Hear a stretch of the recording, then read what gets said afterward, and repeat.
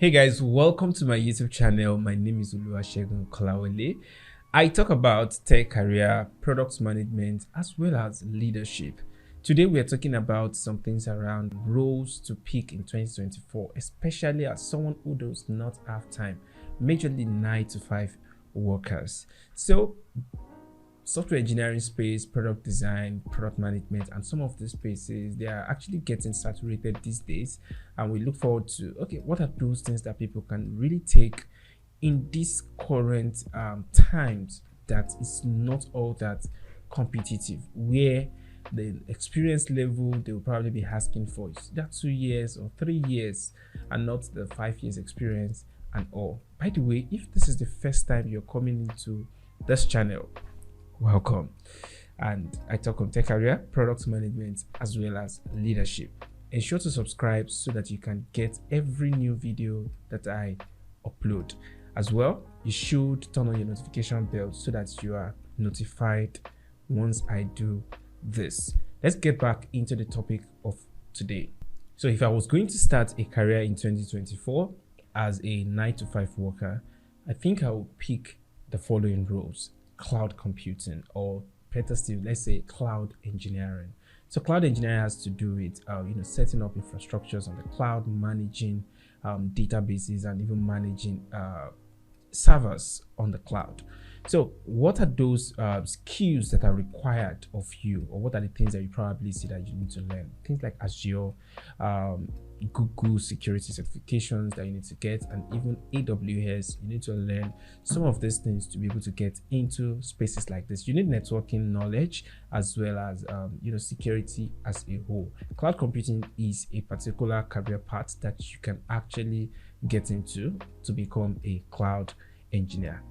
Another part of this is also system administration. This is very close to cloud engineering, and these guys, what do they do as well? So it's very close, and most of the things they do is to manage resources on the server. So which is let me say, invariably it could also be viewed from the perspective of you have a lot of servers online, or you have your projects online and you have bought so many servers, and you want to be able to manage infrastructure to ensure that the space is always available.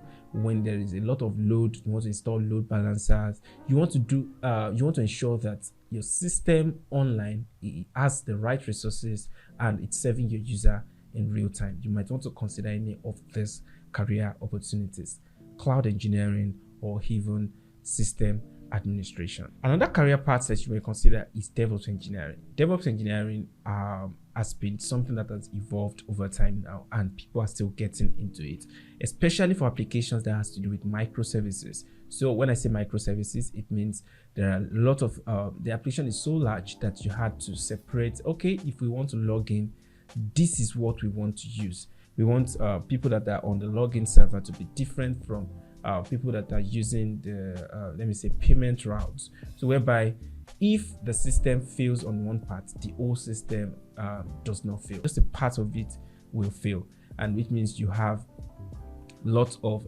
servers to manage.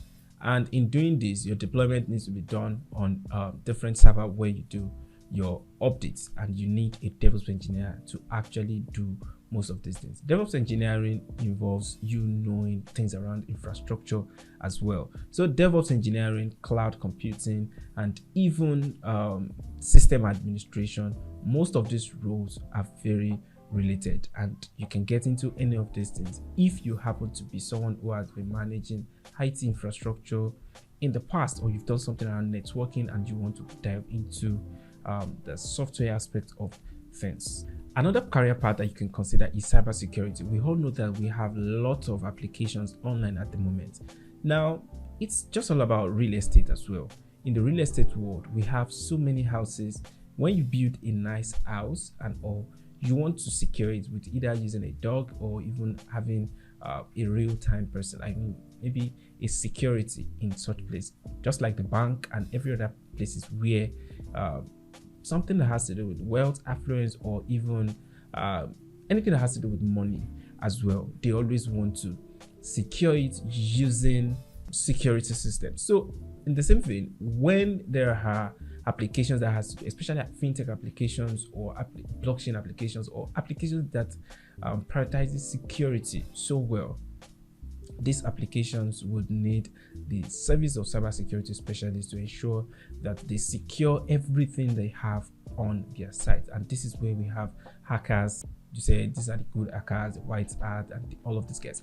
The major thing is cybersecurity. It's a wide space, but you might consider, or you can consider the paths that you want to follow as far as cybersecurity is concerned. But I must tell you, it's also a lucrative career to look at in this century. Another part of this is the data field. You know, when we say data field has a lot of specialization. You could say you want to become a data analyst. You could say you want to become a data engineer, or even a machine learning engineer, or a data scientist or even artificial intelligence. So you can pick any of this part that has to do with data. So why is data important? It's important, or let me say it's good for you to know that the space of data, why is data necessary? We have so many applications, and industries and companies are still going online. They're still pushing a lot of things online. So it's going to give an avenue for us to make decisions based on this data we're talking about. We have chat systems at the moment, example ChatGPT and all of this. They rely on big data. We need machine learning engineers as well, because the machines are moving very close in terms of intelligence compared to man. So which means you can now hire ChatGPT to be your personal assistant to do certain things for you. You write posts, you do so many things. In fact, YouTubers, content creators, and everybody is using it. And some of them, they urge to actually employ personal assistant has reduced compared to when they had to do everything themselves. Even emails and most of the content that you create, most of them can be created with this chat system. So which means we need more people in the data field, either machine learning engineering or machine learning, or even deep learning. You need people in the data analysis space as well, artificial intelligence as a whole. So if you're looking at any of this, you can go into any of them. Also, digital marketing. You know, marketing is something that will never fade out. Every company has to do marketing. Every company needs to still market products. So this means that we'll still be needing more product marketers, as well as even normal tangible products.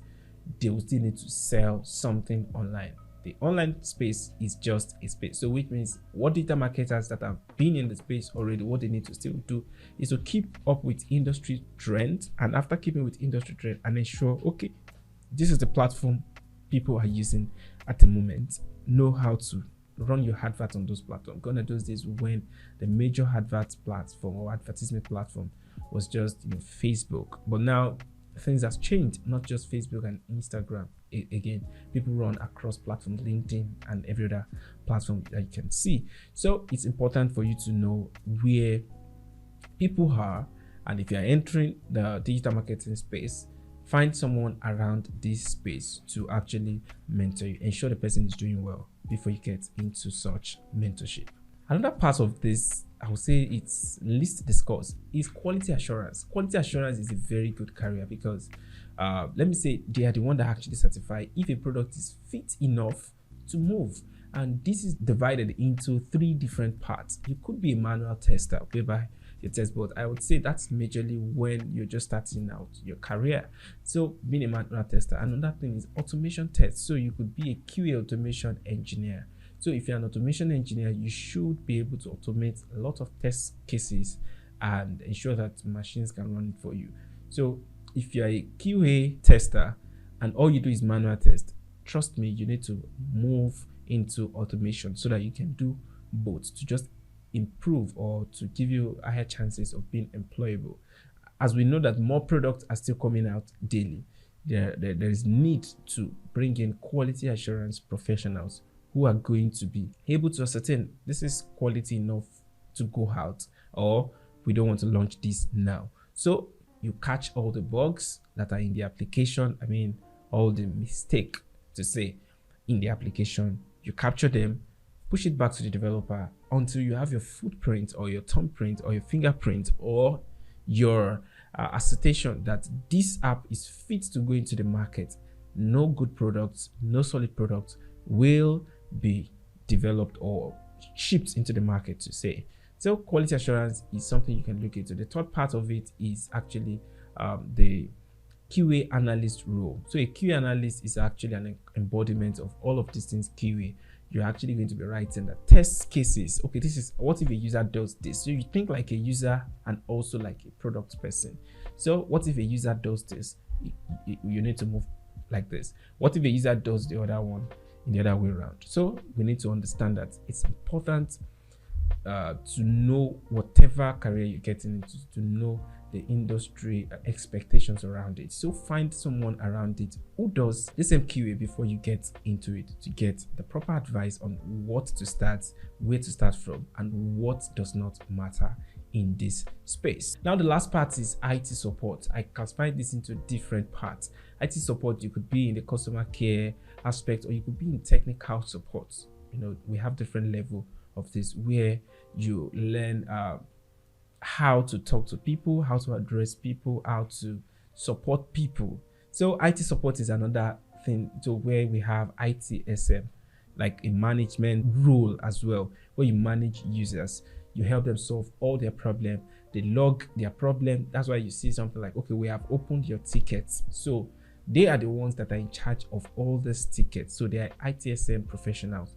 So IT support is another thing you can look into. More products are still going online, and we need people who are going to be managing users to help them solve all the problems that they have on the platform.